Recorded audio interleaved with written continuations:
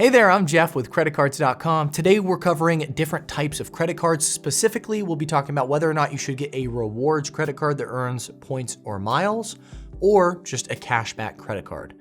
So we'll cover all the things you need to know. Hopefully in the process, I earn your thumbs up. You can see how much time and effort we put into our videos, and you end up subscribing to our channel.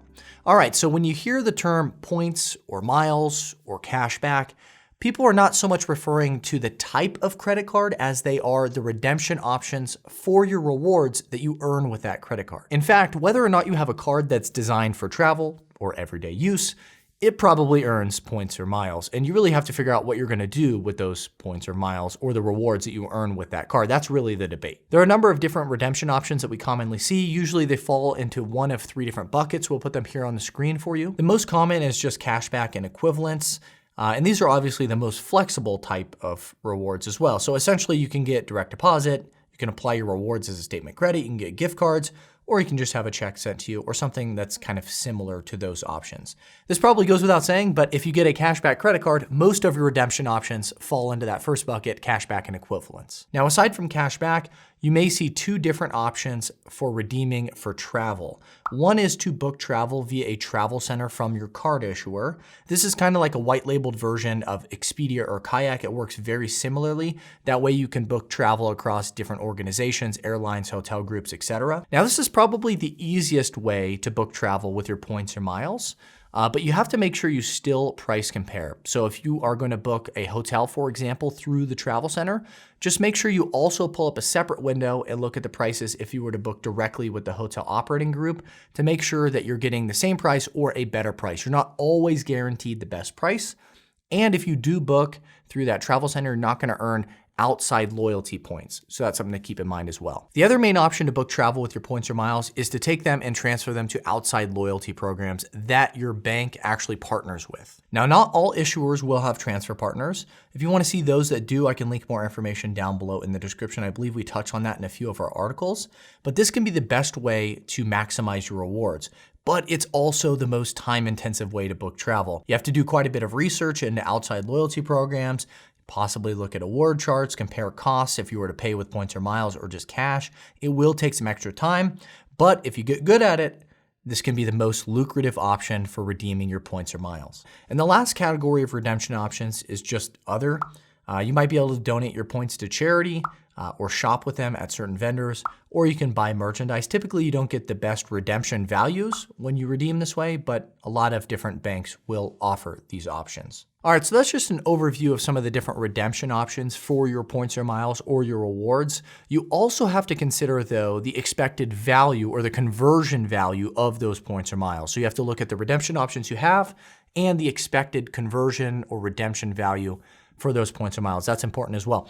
For instance, let's say you have a travel credit card and you rack up a ton of points or miles. That's great, but you kind of have almost like a separate currency. You have to figure out what it is in terms of dollars, and when you redeem them, what you're getting in terms of overall value.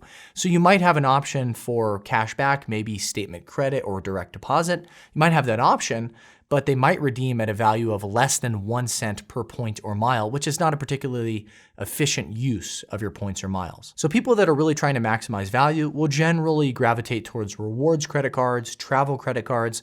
But if you're looking for simplicity, you're probably just going to get a cashback credit card that has a few different, cashback redemption options, most of which redeem at a value of about 1 cent per point. And you also have to factor in the annual fee. Now, a lot of cashback credit cards will not have an annual fee. It'll be $0. But with that, you won't get as many ancillary perks. A travel credit card, on the other hand, it will have a larger sign-up bonus most of the time, and it comes typically with larger incentives in protection items and insurance and all of that. So it might come with lounge access, it might come with baggage insurance, maybe trip cancellation and interruption insurance, maybe return protection. So the more you pay in the annual fee, obviously the more you expect in the way of benefits and perks. So what I do when I look at a new credit card is I look at all of it, right? I look at the sign-up bonus, I look at the rewards, I look at some of the benefits and the perks that offer with the card, I look at the annual fee, and I try and assign a value to everything, an expected value for the first year and thereafter, and I try and figure out whether or not it's worth it to pay the annual fee to get all the extra things things that the card offers. But that's about it when you're talking about, points and miles versus cash back. I don't think you can definitively say one is better than the other. You might be able to say for sure which one is better for you, but not always better. So here's a quick recap of some of the reasons you might want to get a cashback credit card. You can pause the screen to look these over. And then here are some of the reasons you might want to get a rewards credit card or a travel credit card, one that earns points or miles and isn't cashback oriented. So you can pause the screen to look these over as well. And one thing you might be able to do to make things easy is to just try out our card match tool. It's on our website. You can see if there are any special or interesting offers to you. It's worth trying at least once. And that way you can see if there's a card that, piques your interest. So I'll link card match down below in the description. And that's about it. Hopefully I earned your thumbs up. Hopefully you're now a subscriber to our channel. Have a great day.